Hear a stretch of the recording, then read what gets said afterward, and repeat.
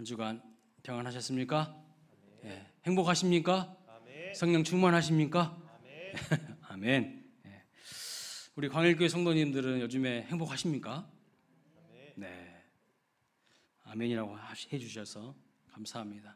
인생 살아가는 즐거움과 기쁨이 넘치십니까? 아멘. 예. 최근 우리 교회에 어떤 분이 저한테 하신 질문입니다. 이 질문이에요. 저한테 목사님 행복하십니까? 즐거우세요? 이 시간에 제가 여러분한테 했던 질문이지만 누군가 저에게 하신 질문이에요. 그래서 제가 뭐라고 이야기했을까요?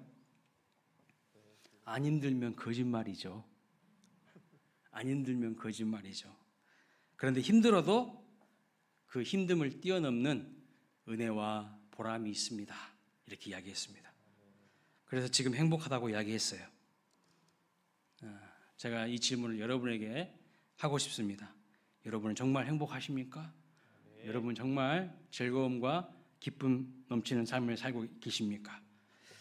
정말 삶이 힘들어도 그 힘듦을 뛰어넘는 그 삶의 보람과 의미를 발견하고 또 느끼시기를 축복합니다. 아멘. 저는 가끔요 운동하시는 분들을 보면서 그런 생각을 할 때가 있어요. 왜 저렇게 힘들게 운동할까? 왜 이렇게 저렇게 힘들고 피곤하게 운동을 하지? 그냥 편안하게 아무것도 안 하고 있으면 훨씬 더 좋을 텐데 왜 이렇게 저렇게 힘들고 땀 흘리면서 어렵게 운동을 하는 거야? 힘들게 몸을 움직여야 되고 또 땀을 흘려야 되지 않겠습니까? 근데 왜 이렇게 운동을 할까? 그런 생각을 할 때가 있어요. 저희 아들이요 태권도를 8년 동안 했거든요. 제가 물어봤어요. 매일같이 운동을 하러 가는 거예요. 매일같이 그렇게 체육관에 운동하러 가면 힘들지 않아? 물어봤습니다. 그런데요, 운동을 하고 땀을 흘리면 기분이 매우 좋아진대요. 재미있다는 것입니다. 분명히 힘들지만 그 힘든 과정을 통과한 다음에 주는 희열과 기쁨이 있대요. 그리고 또 몸이 더 건강해지고 스트레스도 쫙 풀린다는 거예요.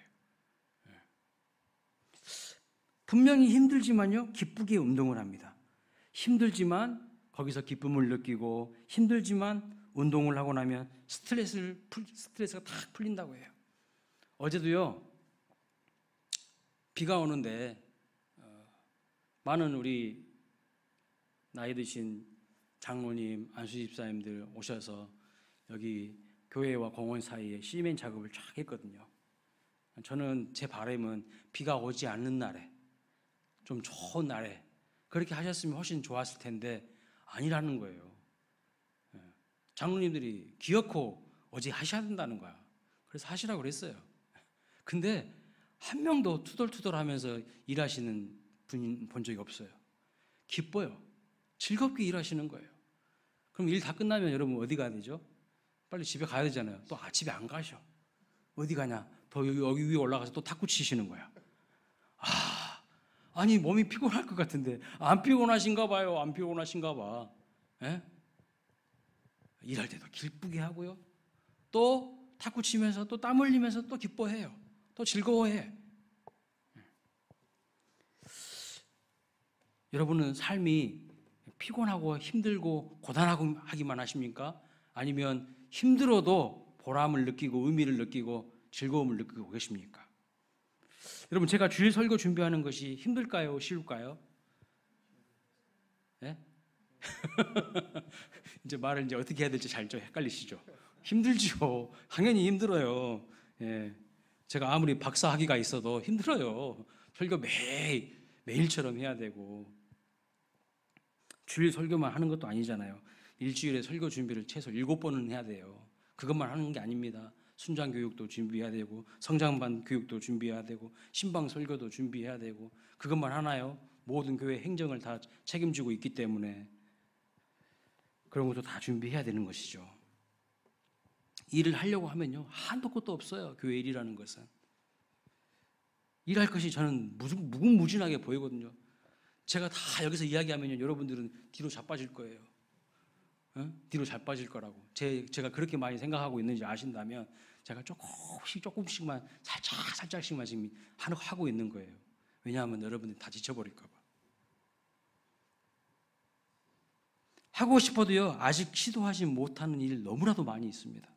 그런데 여러분, 목회가 힘들고 사역이 힘들지만 하고 나면요, 기뻐요. 신기한 일이 일어나요. 하고 나면 기뻐요. 즐거워요. 아무것도 안 하면요, 계속 처져요. 아무것도 안 하면 계속 영적으로 다운돼요. 그런데 힘들지만 하고 나면요, 하나님이 부어주시는 새 힘이 있어요. 그리고 여기저기서 하나님께서 주시는 열매가 있어요. 얼마나 그것이 달콤하고 기쁜지 몰라요. 특별히 우리 성도님들이 말씀에 귀를 기울이고 막 말씀대로 살아보려고 힘쓰고 애쓰는 그 모습을 보면요, 기뻐요. 너무나도 기뻐요. 힘이 납니다. 여러분, 우리가 이 세상에 살아가면서 하나님 나라의 백성답게 살아간다는 것이 결코 쉽지 않습니다. 녹록하지 않아요. 어려워요. 어려운 일들 투성이에요. 힘들 일들 많습니다. 그러나 분명 삶이 힘들지만 하나님 나라에 속한 자답게, 내가 하나님께 속한 자답게 기쁨을 느끼고 보람과 의미를 발견하면서 살아갈 수 있는 비결, 그것이 있다는 것을 오늘 본문이 우리에게 말씀해 주고 있어요. 그래서 궁금하시죠? 어떻게 힘들지만 의미를 찾고 보람을 찾고 기쁨을 느끼며 살아갈 수 있는지 오늘 본문에서 말씀해 주고 있기 때문에 궁금해집니다. 자, 35절과 36절 말씀 같이 읽어보겠습니다. 시작. 허리에 띠를 띠고 등불을 켜고 서 있으라. 너희는 마치 그 주인이 혼인집에서 돌아와 문을 두드리면 곧 열어주려고 기다리는 사람과 같이 되라.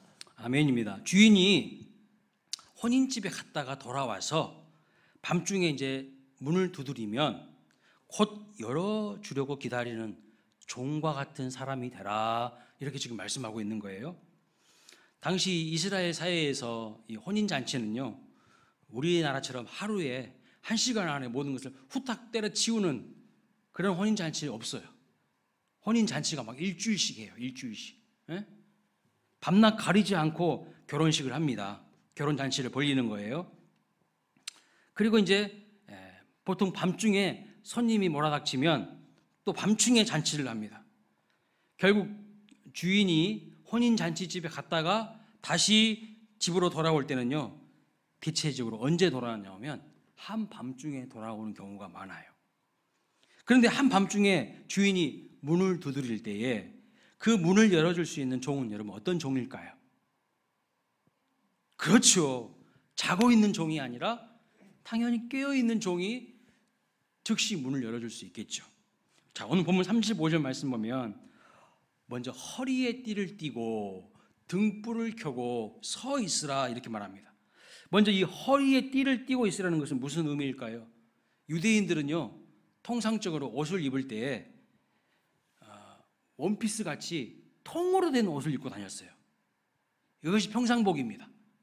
통으로 된 옷을 입었어요. 성가대 가운이나 또 목회자 이 가운처럼 긴 통으로 된 원피스처럼 통으로 된 헐거운 옷을 입고 다녔습니다. 그런데 이 원피스처럼 된 길게 아래로 치렁치렁 늘어진 그 옷을 이 허리춤으로 끌어올릴 때가 있어요.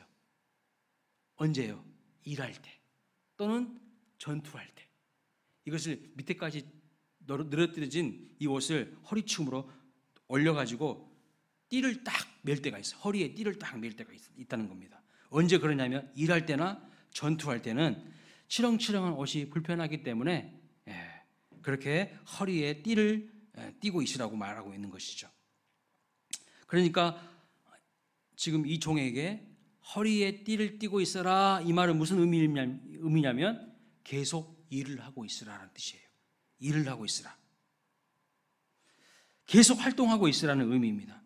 한마디로 말하면 쉬지 말라는 거예요. 쉬지 말라는 거예요.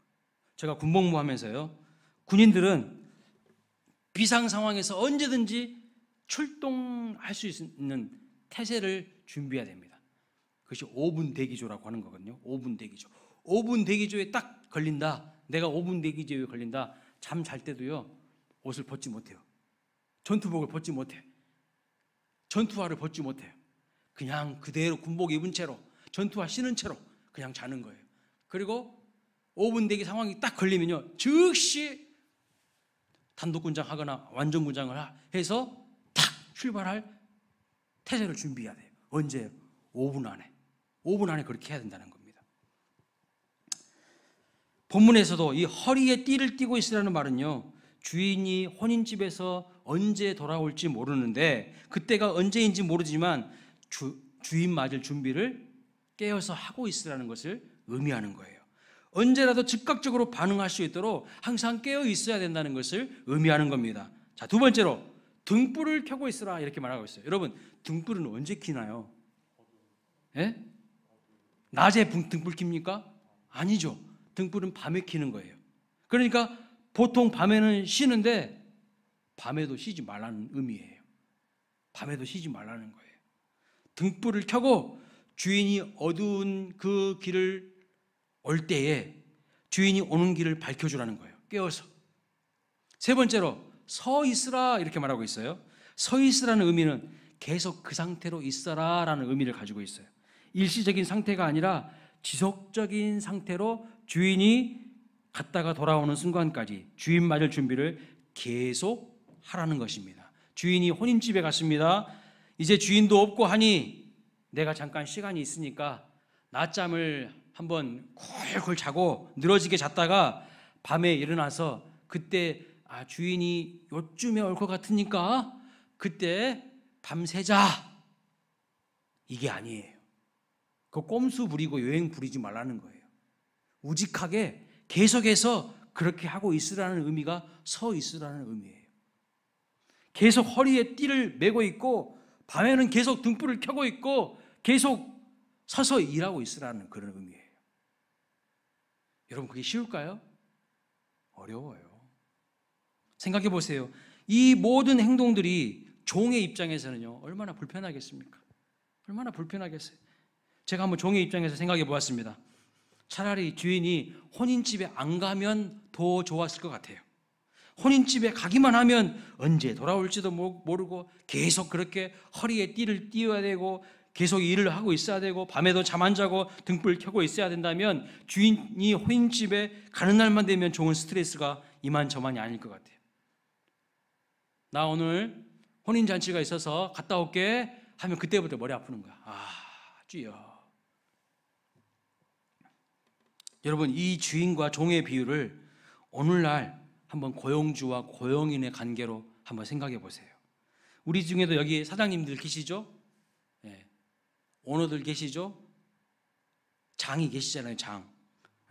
또 회사에서 사원들, 또 직원들, 종업원으로 일하시는 분들도 계시죠? 한번 생각해 보세요. 주인이 만약에 나를 이렇게 일시킨다면 여러분 어떻게 하시겠습니까? 잘 감당할 자신 있으세요?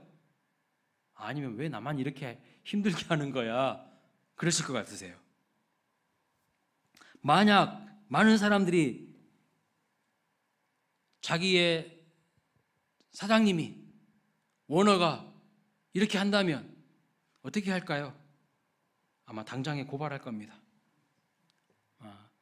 노동부에 아마 고발할 거예요. 이렇게 일시키는 주인은요, 정말 갑질하는 주인 아닙니까? 아마 사원들이나 고용인들은 이렇게 일을 시키는 주인을 향해서, 또 사장을 향해서 총파업 투쟁을 벌일 겁니다. 뭐 일당을 올려달라든가 아니면 근무 시간을 줄여달라든가, 뭐 이런저런 요구를 하면서 그야말로 갑질 중에 갑질을 행사를 하고 있는 이 주인을 향해서 총파업 선언을 하고 고발할 거예요. 여러분, 충분히 그럴 수 있는 상황 아닙니까? 옷도 벗지 못해요. 계속 허리에 띠를 띠고 있어야 되고 등불 켜고 있어야 되고요. 언제 올지 모르지만 밤새고 있어야 돼요. 오늘날 같으면요, 입이 이렇게 나올 거예요. 입이 이렇게 나와가지고 그냥 우리 악덕 기업주라고, 우리 사장은 악덕 기업주라고 막 그러지 않겠습니까? 그런데 한번 생각을 해보세요. 만약에 종이 그 주인의 말대로 한다면 그 종은 어떤 종일까요? 그러면 주인이 나간 이후부터 계속 주인의 말대로 허리에 띠를 띠고 있고 계속 일을 하고 있고 계속 밤중에도 등불을 켜고 있고 서 있는다면, 주인이 언제 올지 모르지만 계속 서서 일하면서 기다릴 수 있다면 과연 그 종은 어떤 사람일까요? 과연 그렇게 일을 한다면 그것은 무슨 의미일까요? 단순히 그게 종의 의무이니까, 단순히 그 종이 마땅히 해야 될 의무이니까, 내 책임이니까 그렇게 하는 것일까요? 만약에 종이 정말 이렇게 한다면 그것은 우리 주인이 악덕 기업주의니까 위협하고 협박하기 때문에 주인이 무서워서 그렇게 하는 것일까요? 당시에 CCTV 감시 카메라가 있었던 것도 아닌데 주인이 나간 뒤에 몇 시간 동안은 주인이 없기 때문에 띠를 다 풀어 헤치고 나중에 주인 올 때쯤 되면 다시 매자, 그럴 수 있잖아요. 그런 게 보통 일반적인 사람들의 모습 아닙니까? 주인이 밤에 올 것이 확실하다면 이따 밤새야 하니까 좀 낮에는 좀 쿨쿨 자두자, 아니면 초저녁에는 좀 미리 잠을 자두거나 낮잠을 자두는 것이 좋겠다고 생각할 수 있지 않겠습니까? 이렇게 하는 것이 합리적이고 요런껏 일하는 것이라고 통상 우리는 그렇게 이해하고 일하지 않습니까? 그럼에도 만약 주인이 간 다음부터 주인이 돌아올 때까지 한결같은 모습으로 언제 돌아올지 모르지만 계속 띠를 띠고 있다면, 등불을 켜고 있다면, 주인이 돌아올 길을 밝히며 서 있는 일이 가능하다면 그 일을 종이 한다면 종이 왜 그 일을 하고 있을까요? 왜요? 왜 그 일을 하고 있을까요? 답은요, 뻔합니다. 종이 주인을 사랑하거나 종이 진실로 주인을 존경할 때 나타날 수 있는 삶의 태도인 거예요. 그렇게 하는 것은요, 이런 마음이 없이는 나올 수 없는 행동입니다. 사실 주인에 대한 불만과 불평이 가득하다면 주인이 보일 때는요, 그 앞에서는 일을 열심히 잘하는 척하고 주인 사라지면요 탱가탱가 놀아요. 저 그런 사람들 많이 봤어요. 교육자들 중에도 있더라고. 우리 교회 교육자도 말고요. 제가 부교육자로 오랫동안 생활을 해보니까요, 담임 목사님이 있으면 막 엄청 혼자 일 다 하는 것처럼 열심히 해. 목사님 딱 없어지잖아요. 그러면 이제 부교육자들끼리 딱 있잖아. 그때 본색이 드러나. 하나도 일 안 해. 약삽한 사람들이 있어요. 이 중에도 계신가? 잘 내 눈 똑바로 쳐다봐봐.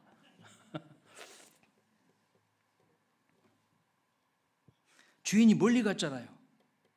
그럼 어떻게 합니까? 자기 마음대로 할 수 있거든요. 그리고 올 때 대충 계산해서 대충 준비하고 있으면 그건 정말 주인을 사랑하는 종이 아니죠. 정말 주인에게 충성 다하는 종이 아니죠. 주인을 존경하는 종이 아니에요.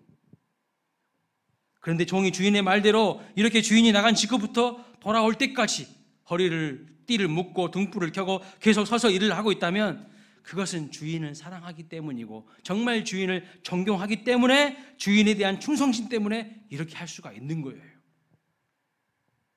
돈 많이 준다고 할 수 있는 게 아니에요. 제가 군 생활하면서요, 저희 고참들, 선임병들 중에 이런 분들을 많이 봤어요. 어떤 분들이냐면 열심히 군 생활을 하는데 애인이 고무신을 거꾸로 신는 고참들을 상당히 많이 봤어요. 그 전까지는 완전히 모범명사예요.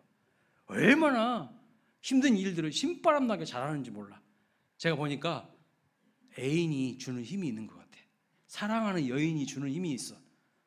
에너자이저야. 근데 한 상병쯤 되면 이제 애인들이 고무신을 거꾸로 신더라고. 그때부터 이 모범병사들이요 관심사병이 돼요. 관심사병이 뭔지 아세요? 뭔 일 저지를지를 모르는 사람 되는 거야. 요 주의 대상이 되는 거예요. 무슨 사고를 칠지 몰라서 주의 깊게 살피는 병사를 관심사병이라고 하거든요. 그런데 많은 여자분들이 거의 대부분 고무신을 거꾸로 신어요. 이 중에도 계신가? 남자를 버려요. 그런데 요즘에는 반대가 됐어. 전투화를 거꾸로 신는데 이제 남자들이 여자를 다 버려.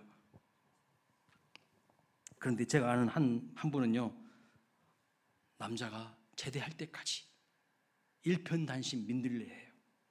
고무신을 절대로 거꾸로 신지 않고 일편단심 춘향이처럼 기다리는 분을 봤어요. 그리고 막 집안의 반대가 엄청 심했어요. 부모님들이 서로 만나지 말라고 반대가 너무너무 심했어. 그런데도 불구하고 결혼해서 행복하게 사시는 분을 봤어요. 여러분, 정말 사랑하면 2년이고 3년이고 기다릴 수 있는 거 아니에요? 그거 조금 못 기다려가지고 고무신 거꾸로 신고 전투화를 바꿔 신어요? 그건 사랑한 거 아니죠. 그냥 일시적인 감정인 거지. 내 욕구와 본능대로 이끌려서 잠시 만난 거지. 왜 기다릴 수 있는 것이죠? 정말 사랑하기 때문이죠. 정말 사랑하기 때문에. 이 종이요, 깨어서 잠 안 자고 밤에도 등불 켜고 허리에 띠를 띠고 주인 올 때까지 기다릴 수 있는 거 뭐예요? 주인 사랑하기 때문이에요. 주인 존경하기 때문이라고.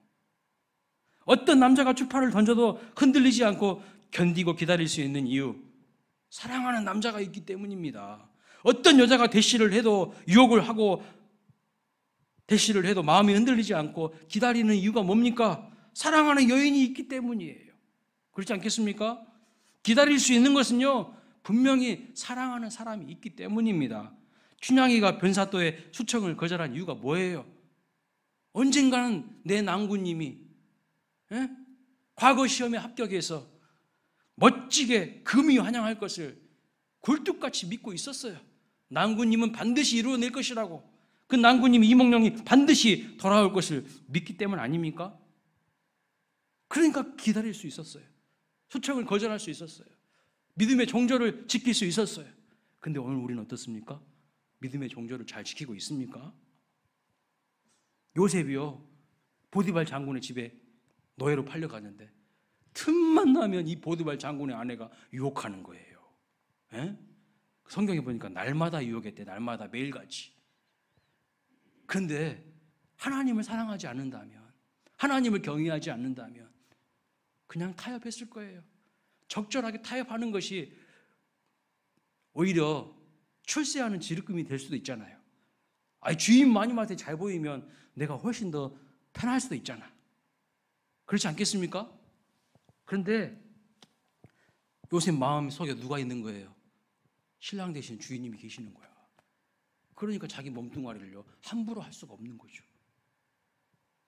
오늘 본문은요, 남녀 간의 관계가 아니라 무슨 관계입니까? 주인과 종의 관계예요. 주인과 종의 관계에서 종이 주인을 향해서 사랑과 존경의 마음을 갖는 것이 쉽습니까?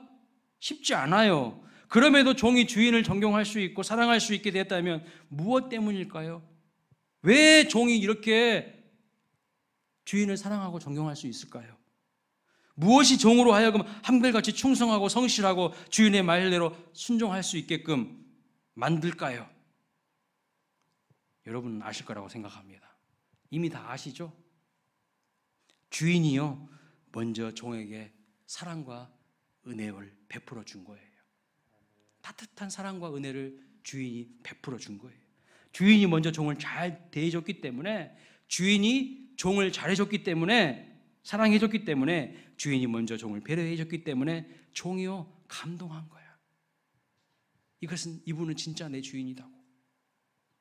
그렇지 않고서 종이 먼저 주인을 사랑하는 법은 없어요. 종이 주인을 먼저 사랑하는 법은 없다고요. 여러분, 회사에서 사원으로 있거나 직원으로 있는 분들 대부분 제가 이렇게 보면요, 사장님들한테 불만이 많아요. 제가 이렇게 보면 부교육자들도 담임 목사님한테 불만이 많아. 우리 교회 이야기가 아니고, 혹시 우리 교회 이야기인가? 장충길 전사님이 순간 고개를 젓어요. 그래서 제가 부교육자 생활 많이 해보니까 부목사님들끼리 있을 때 담임 목사님이 흉도 보더라고. 성도들도 몰라. 성도들끼리 있을 때 담임 목사 뒷담화 할지. 되게 보면 사장님, 우리 과장님, 우리 부장님 뒤에서 뒷담화하고 불만이 많아.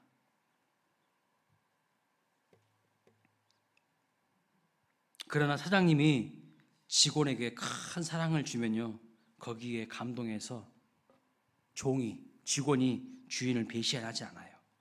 주인이 없어도 주인이 있는 것처럼 오매불망 주인이 오시기만을 기다리면서 자기 역할에 최선을 다할 겁니다. 그게 억지로 되는 게 아니라, 그게 책임감 때문에, 의무감 때문에 그렇게 하는 것이 아니에요. 주인이 두려워서 그렇게 하는 게 아니에요. 주인이 종에게 사랑을 베풀었기 때문에, 은혜를 베풀었기 때문에, 잘해줬기 때문에 종이 주인을 존경하고 사랑하는 것입니다. 종이 주인의 사랑과 은혜를 알고 있기 때문에 이렇게 한 거예요. 종이 먼저 주인을 사랑하는 법은 없습니다. 그렇다면 주인이 어떤 분이길래 종이 여러분 이렇게 허리에 띠를 띠고 밤중에도 등불을 켜고 계속 일을 하면서 서 있을 수 있었을까요? 어떤 분이기 때문에 주인이 종을 어떻게 대우했을까요? 궁금하지 않습니까? 도대체 어떤 주인이기 때문에 이렇게 할 수 있었을까? 자, 오늘 본문을 보면 한 가지 힌트를 우리에게 주고 있어요. 주인이 어떤 분이신지에 대한 힌트를 우리에게 주고 있어요. 자, 밤낮을 가리지 않고 주인이 오기를 기다리며 깨어있는 종을 대하는 이 주인의 모습을 보세요. 왜 종이 주인을 이렇게 존경하게 하고 사랑하게 되었는가? 37절, 38절 같이 읽어보겠습니다. 시작. 주인이 와서 깨어 있는 것을 보면 그 종들은 복이 있으리로다. 내가 진실로 너희에게 이르노니 주인이 띠를 띠고 그 종들을 자리에 앉히고 나와 수종 들리라. 주인이 혹 이경에나 혹 삼경에 이르렀어도 종들이 그같이 하고 있는 것을 보며 그 종들은 복이 있으리로다. 유대인들은요, 이스라엘 사회에서는 밤을 1경, 2경, 3경 이렇게 구분했습니다. 1경은 6시부터 10시까지, 2경은 밤 10시부터 새벽 2시까지, 3경은 새벽 2시부터 새벽 6시까지를 말하는 거예요. 그러니까 3경은 언제예요? 가장 밤이 깊을 때예요. 가장 어두운 시간을 말하는 거예요.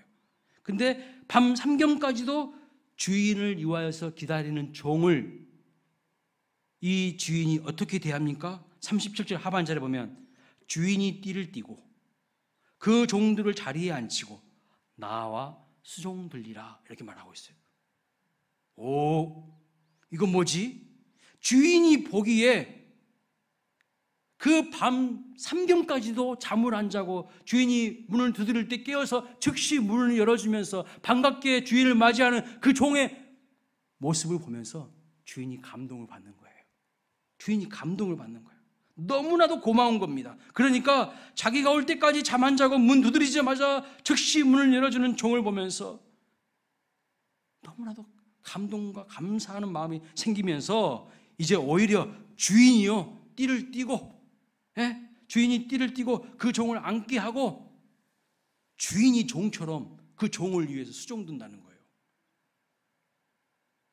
어떤 주인인지 알겠죠?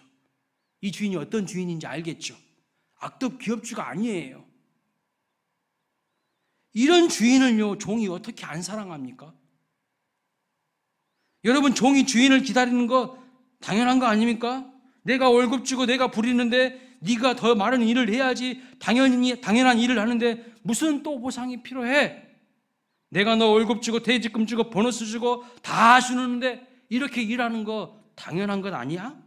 이렇게 할 수 있잖아요. 그런데 뭐가 고마워서 종이 해야 될 일을 한 것뿐인데 뭐가 고마워서 주인이 종이 되어서 종을 주인처럼 섬깁니까?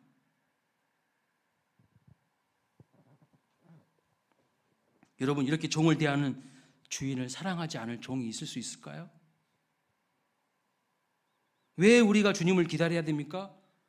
왜 우리가 이 세상에서 하나님 나라 백성으로 살아가는 것이 결코 녹록하지 않지만 끝까지 믿음을 지키면서 주님 오실 그날을 기다리면서 땀 흘리며 성실하게 하나님 나라를 이 땅에 세워가면서 살아가야 합니까? 주님을 기다리는 우리의 자세와 태도는 어떻습니까? 주님이 언제 오실지 모르는데요, 허리에 띠를 풀고 싶지, 띠를 메고 싶겠습니까? 언제 오실지도 모르는데. 밤이 오면 잠자고 싶지, 밤에도 등불을 켜고 주인이 언제 올까 밤에 잠 안 자고 기다리는 것, 그 어려운 일이 아니라요, 어떻게 보면 괴로운 일이에요. 괴로운 일. 그럼에도 기쁘게 다시 오실 주님을 기다릴 수 있는 이유는 단 하나, 주님을 사랑하기 때문이에요. 주님을 사랑하기 때문이에요. 이번 주에 제가 신방을 하는데 어떤 분이 그러시더라고요. 목사님은 어떻게 피곤하지도 않으세요? 매일같이 새벽기도 하셔야 되는데 안 피곤하세요? 그러시더라고요. 피곤하죠. 왜 안 피곤하겠습니까? 근데 이제 익숙해진 건데, 오랫동안 교육자 생활하면서 익숙해진 건데, 그 깊은 곳에는요 주님을 향한 사랑이 있기 때문에 감당하는 거예요. 그냥 의무감으로, 책임감으로, 담임 목사님이니까 천만의 말씀이에요. 그걸로는 못해요. 억지로 할 수가 없어요. 왜요? 종이 이토록 주인에게 충성을 다할 수 있을까요? 왜? 주인이 먼저 큰 사랑을 베풀었기 때문입니다. 어떤 사랑일까요? 그러면 여러분은 하나님이 여러분에게 어떤 사랑을 베풀었다고 생각하십니까?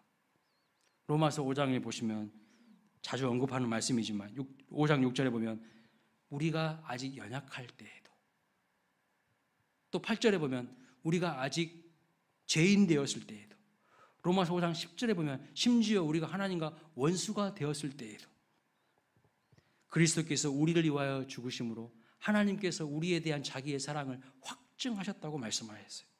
우리를 위하여서 죽으심으로 우리를 향한 하나님의 사랑을 확증하셨대요. 확증하셨대요.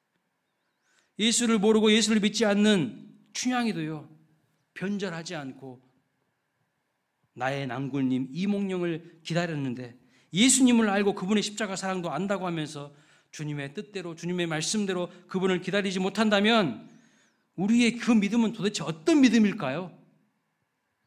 제대로 된 믿음일까요? 세상도요 요즘에 뭘 이야기하냐면요 의리를 이야기하더라고요. 의리. 하물며 우리 믿음의 사람들이 의리 없이 살아가서는 절대 안 될 것입니다. 세상 사람들도 신뢰를 중요시 여겨요. 신뢰 관계를. 신의를 잃어버리면 다 잃은 거예요. 언제든지 배신하고 언제든지 계산이 맞지 않으면 교제를 끊어버리고 등 돌려버리는 그런 사람 되지 않아야 됩니다. 무엇이 우리를 깨어있게 하고 주님을 기다리게 하고 세상의 논리가 아닌 하나님의 말씀대로 살아가도록 우리를 이끕니까? 그건 하나님의 사랑이에요. 그 사랑이 내가 세상에서 변질되지 않도록 나를 지켜주는 거예요. 지혜롭고 진실한 청지기 누구일까요? 오늘 지혜롭고 진실한 청지기를 이야기하고 있어요. 어떤 사람일까요?